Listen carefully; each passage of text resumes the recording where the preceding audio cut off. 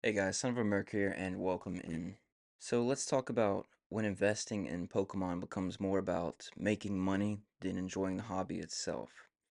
We can try to explore some ways on how to strike a balance so you can still make money to better yourself and your family while still fully enjoying the hobby you chose to be a part of in the first place.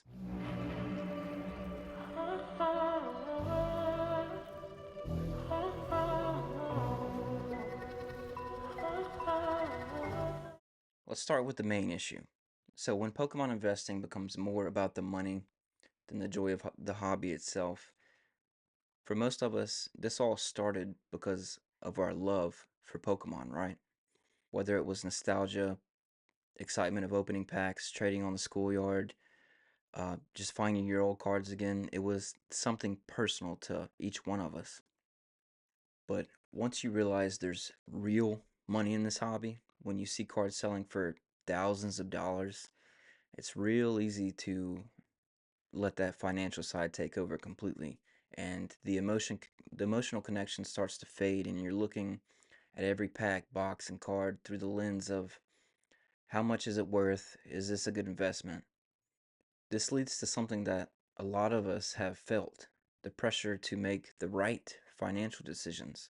Now, instead of buying cards because they're meaningful to you or exciting, you're buying because of what the market says. It's easy to fall into that trap of chasing the cards that everyone's hyping up, hoping they'll appreciate in value.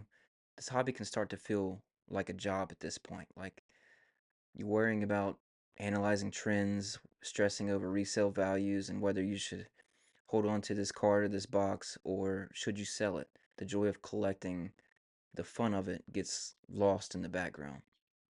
And this is when burnout creeps in. You might find yourself looking at boxes and cards and feeling more disappointed than excited if they didn't produce the financial value in the time frame that you wanted them to. It's easy to lose sight of the fact that the hobby isn't supposed to be about profit alone.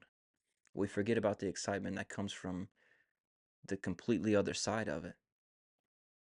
But here's the thing: when everything is about money, you're going to feel frustrated more often than not. You're constantly thinking, did I make the right financial decisions? Is this box going to increase in value? That mindset takes a toll over time. So how do we get back to enjoying everything in the hobby without completely ignoring the financial side? First, we need to reassess your why, our why. Why did you start collecting in the first place? Was it the nostalgia of opening packs? Like I said, the just finding, for me personally, it was moving my mom into a different house, clearing out our old storage unit, and finding my old cards again. It meant something personal. I have that memory and shared with my mom of finding all the crazy things she decided to keep. And I was fortunate enough that she did. So when you get back in touch with these original reasons, it's easier to let go of the pressure to only follow market trends. You'll start to feel more connected with your collection. It's not just about what's valuable in the market, but also what's valuable to you as well. So how do you keep that balance between passion and profit?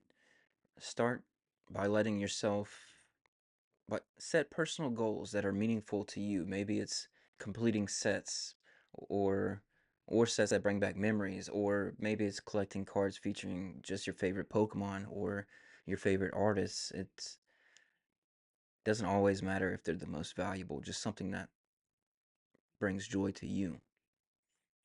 By focusing on goals that matter to you, you take the pressure off of constantly worrying about financial value. This is also where you can carve out your own niche in the hobby. Maybe you're into collecting cards from a specific generation or a fan of certain artwork styles. This personal approach not only brings more joy but helps you stay passionate about the hobby itself. Here's when it gets really interesting. You can still find financial success by leaning into the things that you love. When you carve out your own niche, sometimes there's a market for those specific things, the exact things that you're passionate about. And that brings us to the next point. The key is balance. It's entirely possible to enjoy this hobby while also being smart about your financial decisions. You can collect or invest in things that mean something to you and still think about their financial success and potential value. But here's the most important part: make sure the decisions you're making are aligned with both your passion and your financial goals. For example, if you're buying sealed products or rare cards with the hope of that they'll appreciate in value, make sure they're products you still enjoy in your collection.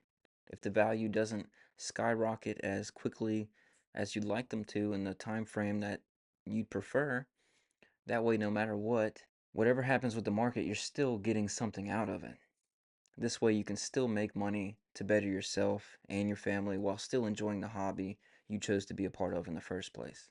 It's about it's not about choosing one over the other. It's about letting passion for Pokemon guide your investments so you don't lose sight of why you're here in the first place. I think one of the best ways to keep that balance is probably by connecting with others that share the same love for the hobby that you do, the same interests that you do. Sometimes, especially with the financial side, it feels as if there's this competition, like who has the rarest cards, who can flip the best, who made the most 90-day total. But really, at its heart, Pokemon is about community. So by engaging with others who value the same things, you kind of remind yourself of what makes this hobby so special. So special. Share your passion with them, help others along the way, and don't be afraid to celebrate your favorite things, even if they're not worth a fortune.